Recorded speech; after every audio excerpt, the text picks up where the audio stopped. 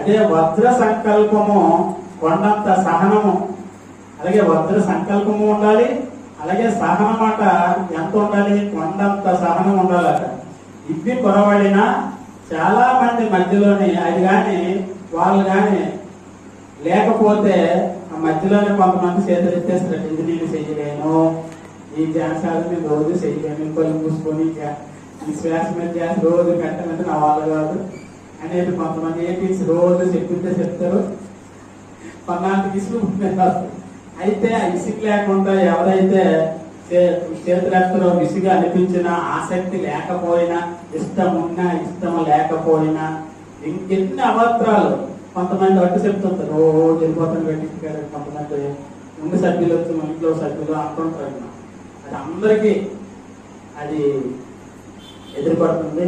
అలా వచ్చినా ఎవరైతే అవన్నీ అధిగమించి స్థిరత్వంతో పనిచేస్తే ఎంతమంది, చాలా కొద్ది మంది ఆ లక్ష్యాన్ని సాధించగలరు. ఇది మనకి భగవద్గీత శ్లోకం ద్వారా కూడా శ్రీకృష్ణుడు చెప్పడం జరిగింది. బహునాం జన్మ నామంతే, ఎంతమంది ఉన్నా సరే కానీ అందరూ కూడా నన్ను పొందలేరు.